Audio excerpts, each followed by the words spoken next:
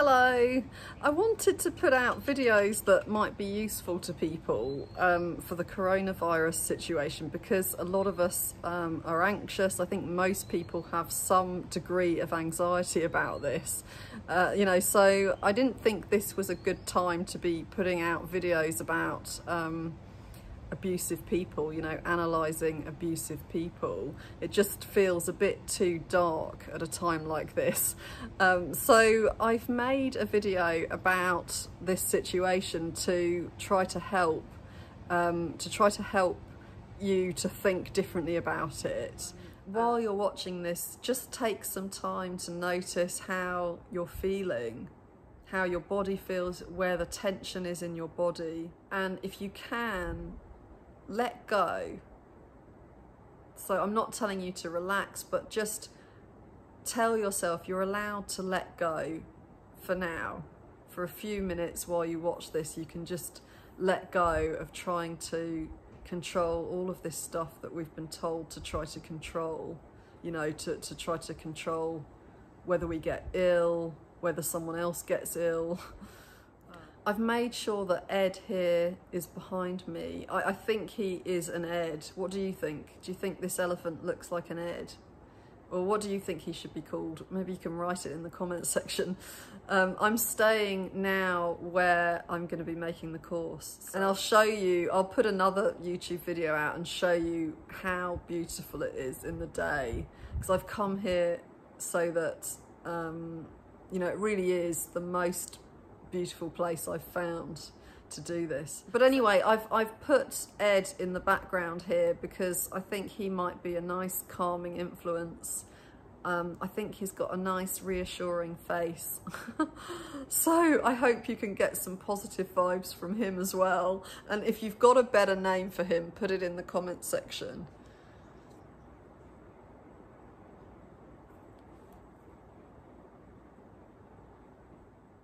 If you've experienced emotional abuse or emotional neglect in childhood, then you will have been used to trying to control someone's behaviour. So you might have made yourself smaller or just more polite. You might have put your needs aside for theirs. You might not have expressed feelings that they don't want to hear.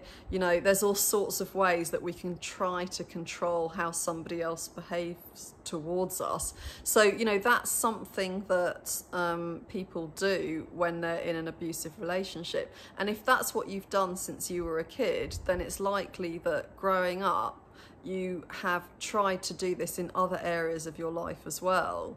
So I know for me that I always found that I would put myself into situations that were quite overwhelming because that's what I was used to. I was used to managing impossible situations or trying to manage them. So I'd do that in my life as well. I'd sort of throw myself at really difficult challenges and turn myself inside out to try to meet them. And in a lot of ways that might be a good thing, as long as it's the right challenge and it is manageable, then you can do well at things, and you can stretch yourself and lots of good can come out of it. But then the other side of it is that you can try to manage things that aren't manageable, and this coronavirus is one example of that. It's something that isn't fully manageable. We can only do our best, and we can't be absolutely certain that we won't get it. Even if we follow every measure, even if we take every measure and every precaution, we can't be certain that we won't get it. So it's a really good way to just pause and think about how we might always be trying to control things that we can't control, and what a breath of fresh air it would be to not do that. So in a way, it could be the best opportunity to question all of that. And I say that this is a good opportunity because it's a really difficult, extreme situation. So if you can take control of your mind now, then imagine how you'll be able to take control of it in other situations in the future, when this coronavirus is something that people barely talk about anymore. So how is that possible? How is it possible to take control of your mind, to not get overwhelmed with anxiety at a time when most of the world is anxious and we're constantly being fed these messages about how dangerous the world is? Well, I think that the best way to do it is to accept that we can only control as much as we can control. So in other words, we can take all of the precautions that we are being advised to take, and that's all we can do.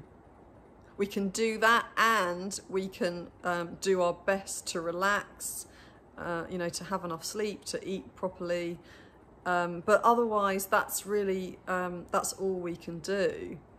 And accepting that that is all we can do, and that we don't know what that means. We don't know if that means that that we're going to get ill or not. That is where the power is. And it might sound like it's not. It might sound the complete opposite of that. You know, that's completely unempowering and just really frightening. And at first glance it does seem to be just the worst way of thinking, you know, because our natural instincts are to just try to feel in control, to just do whatever we can to buy more toilet roll, to buy up the alcohol solution. And that's what a lot of people have been doing. You know, they've been taking everything off the shelves because that's the only way that they can feel in control. That way they're in control of something, you know, a bit like animals that are hibernating, because that's what we've been told to do. You know, we have to stay indoors. So if you've got loads and loads of toilet roll, then you'll be safe. And obviously that doesn't really make sense, but you know, it's something to control. So let's just look at things the other way now and just think, okay, we can't control anything beyond our behaviour, you know, beyond taking these measures. So what does that mean? Why isn't that terrifying? Why would that be calming? When you accept uncertainty, you realise that other things are so much bigger. So this virus is much bigger than us. And of course, again, that's terrifying at first sight. But it's also a reminder that we are just tiny little dots on this planet. And so what we can do is we can replace that fear with a feeling of awe, with a feeling that we just don't have the answers. You know, we can't control the world, we can't control nature. We don't know. It's a bit like an earthquake or a tsunami, isn't it? Or a tornado. We can't stop those things from happening. Although people will say that it's related to global warming, and I'm sure that that affects the weather. But anyway, when it actually happens, there's nothing we can do to control it. Run! Run! Go! Go!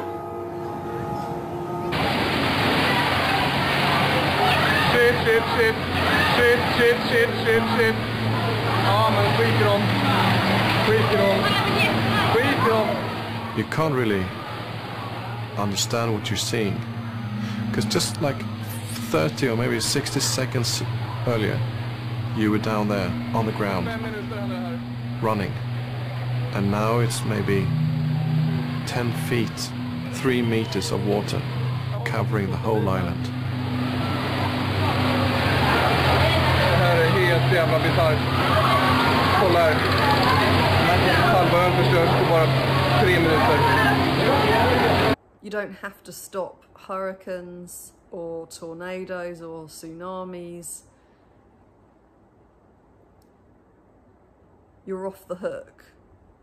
So, so even though it's obviously a terrible thing when it happens, you know, it's so many lives get lost every time these things happen, and so even though it's a really negative thing, it's also a reminder that we aren't in charge. And so we're off the hook. We don't have to try to be. You know, we're just allowed to just be human. So in Buddhism, they talk about accepting uncertainty and about how things change, how things are always changing and you can't stop things from changing.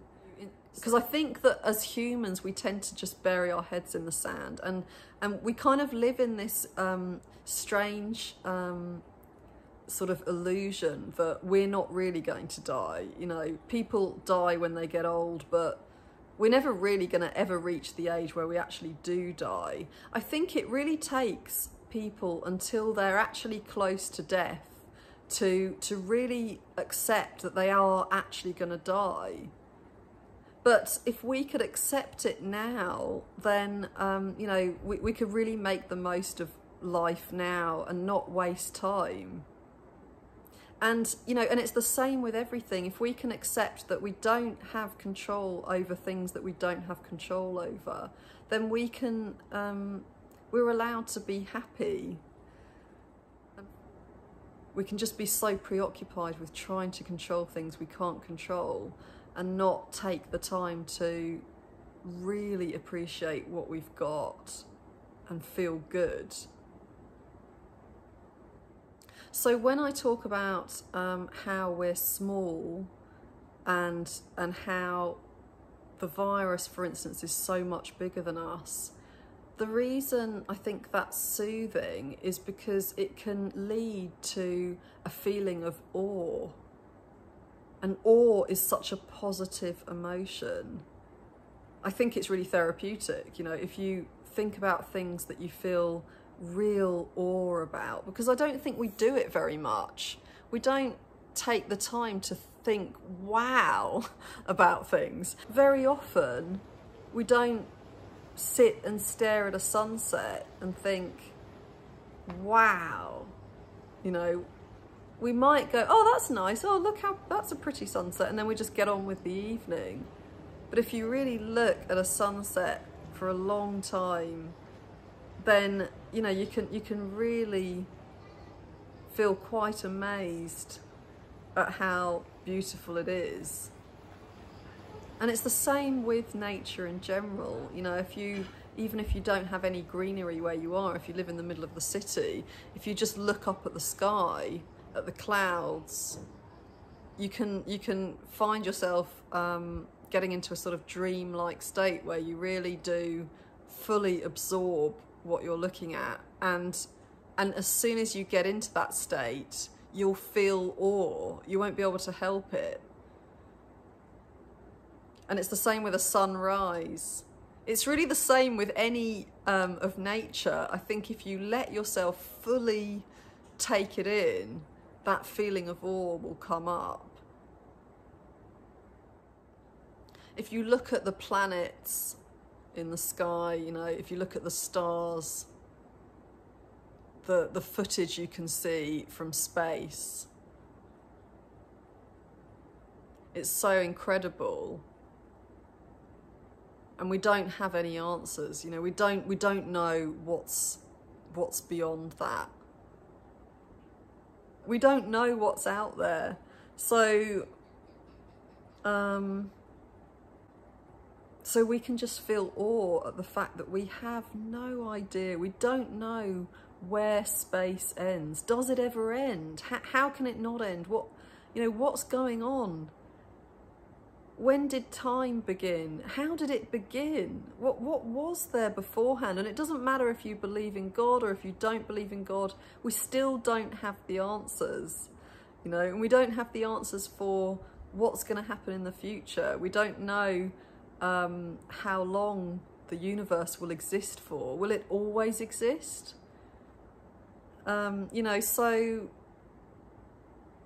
And this is just one example. There's so many questions we have that will never be answered in any of our lifetimes. And, you know, we get on with our lives as if we've got all the answers. And it's that actually stresses us out. You know, it's feeling like we can control all of this stuff that we can't control that leads us to get... it just leads us to being quite unhealthy. You know, everything comes to us really quickly now. We've got that sorted, haven't we? So, you know, you can just get your food delivered. You can get everything now from an app or a message on your phone. You don't even have to wait for paper mail to come through the door. Everything just seems really quick and under our control, but it's all an illusion because it's such a tiny fraction that is under our control, and there's so much that isn't. You know, it's that is all that life is. When you're a little kid, life is so fun. Hopefully, you know, as long as you're in living in a healthy environment, and you're lucky enough to have enough food and drink. You know, I sort of rushed into that sentence, but I mean, life should be so fun because everything is unexpected. You know, you're learning new stuff all the time. All sorts of exciting things are happening that you didn't know about the day before. So you're just living this life of adventure when you're a kid. And that's why time goes slowly, because so many things are happening that are new. You know, I read some research that said that time, you know, how time feels is dependent on how many new things you're doing in your life. So as you get older, it's sort of, you've been there, done that, you know, everything is just familiar and it's the same routine. And so life seems to go really quickly. But to slow it down, you can just keep surprising yourself with new things that you can't control. You know, you can start to go to places you've never been to, and whether that's physically or whether you're just learning about them in a book. You can explore, you can learn new things and keep challenging yourself. And if you do that, time will go a little bit more slowly and you'll be getting more out of life. You know, because if you live the same way all the time, then that might feel like a real comfort zone because you're in control. You'll think that you're in control, but you're actually not. You're actually in a lot. You're even more out of control because time is just speeding past, and you're not getting to really live your life. So feeling out of control, realizing that you're out of control, can bring really great things into your life, because it can remind you that you don't have to feel this horrible pressure of trying to control the uncontrollable. And it can also remind you of how you're always doing that, you know. So not only do you not have to do it, but you can replace it with something else. You know, once you realise that you do it, once you realise that you don't actually give yourself moments to just stop and absorb the present moment, you know, the feeling of the air on your cheek, you know, the way a tree looks, the way the leaves are moving, you know, how the sky is looking. And this might sound really corny, but it's part of, I think, for me, and I think for you as well, if you focus on it, it's part of joy. These things all bring us joy if we just let ourselves notice them and enjoy them, because they're always there, you know. And even if you're in a city and you know, if you're far away from a park, even if you just look on the internet at videos of nature, it can be so soothing. And it can just bring you joy, just to stop for a minute and just enjoy and just feel good, you know, and enjoy what's happening right now. You can get a sense of well-being and just a good feeling from actually consciously deciding that you're going to enjoy a moment. You know, giving yourself permission to just enjoy a moment.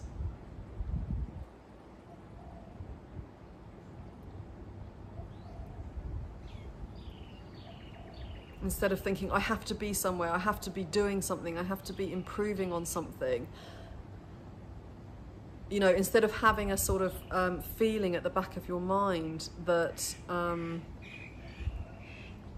that basically you're just not good enough, and that you have to make yourself better by achieving something or doing something or changing something.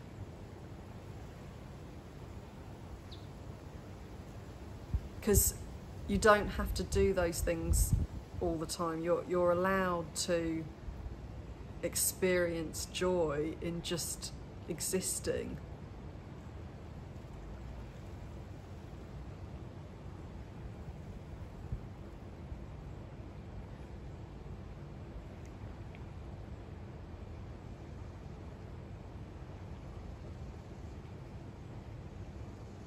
Also, now is probably not a good time to be regularly watching the news or reading the news. I've got a news app on my phone and I can find myself getting really addicted to it, but it really helps me to just have a break from it and not read, you know, if you can take a few days even to not even look at the news. You know, and there will probably still be times when you're going to feel stressed when you go outside and everyone's, you know, there's this serious, intense, anxious vibe out there. Just notice that you feel like that. Don't try to avoid it and bury your head in the sand and just survive, because those feelings won't go anywhere if you do that. So you need comfort when you feel like that. So if you just notice how your body feels, that is going to help you to feel comforted, because someone, you, is watching over you and checking how you're doing. So if you just notice where the tension is in your body and spend a few minutes noticing that and telling yourself you're allowed to let go, then that in itself will help you. And keep the emphasis on nurturing yourself, you know, building yourself up, you know, building your immune system up, but also building your mind up, you know, and just feeling as good as you can, just really taking care of yourself, having time to just relax. Maybe if you've got a bath, having a nice bath or a nice hot shower, and just taking some time to smell some nice shower gel or something, you know, but just taking some time to just enjoy these little things and to just relax and know that you're allowed to just enjoy this moment. You have a right to enjoy just being alive now. That's your right. You know, you've won this unbelievable lottery to be here. What were the chances that a particular egg met with a particular sperm to make you? And that is apparently 1 in 400 quadrillion. Just the fact that you are here 1 in 400 quadrillion.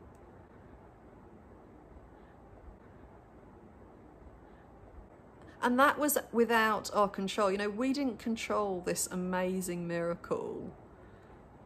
It happened completely without any control from us, because we weren't even here. So, so you are a miracle. So just enjoy that today if you can. You know, that incredible result from a lack of any control. And try to, if you can, fill your miraculous life with some good things and some good feelings, while the world seems like such a crazy place.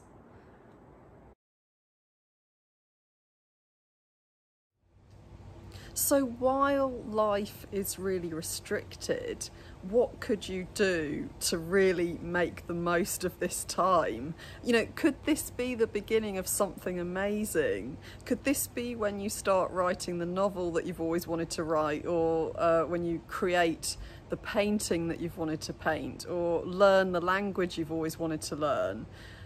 What dreams can begin to happen now?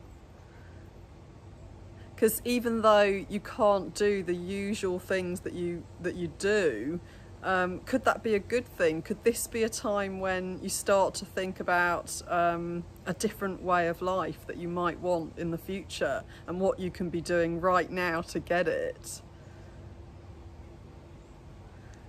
Is there something that you love that makes you feel really good that you can start to do now?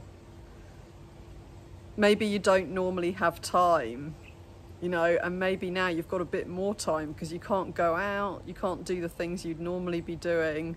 So if you're stuffed indoors and bored watching loads of Netflix, is there something else you could be doing that would be really fulfilling and really bring you joy?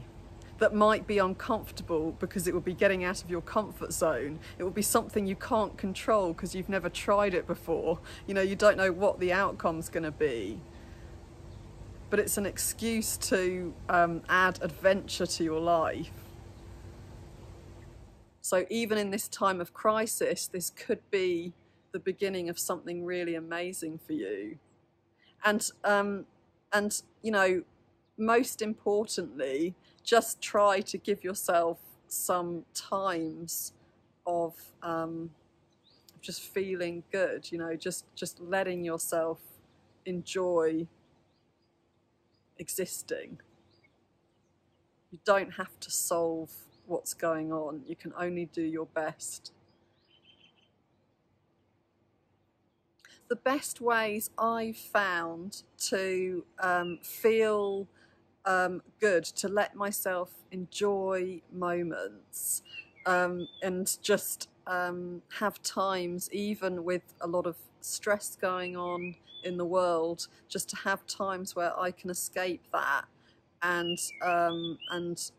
feel good anyway. And not just here, obviously I'm now in an incredible place in order to make the course, but I mean also living in the city, living in central London when I've, you know, things have been stressful, things have happened in my life that I can't control, you know, and whenever I have struggles, the things that have really helped me to cope with them are mindfulness and something called NLP anchoring, and both of those are going to be in my course. So so if you think that those are things that might, you know, that you might benefit from, if you want help to focus, you know, to focus on feeling good, really, to have times of peace and to not get so caught up in everyday stresses,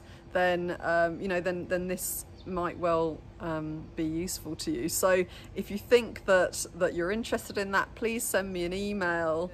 And it's going to be a video course, but we're also going to meet every week in a group, in a fairly smallish group, maybe between 10 and 20 people. And I'm going to run a course that's for people who just want help dealing with stress, and I'm going to run another course that includes those modules but is specifically for people who want to heal from having experienced abuse. So if you fit either of those categories and you think you might be interested, then send me an email to contact@liveabusefree.com. So I hope all of that was helpful, and I'll see you in the next video.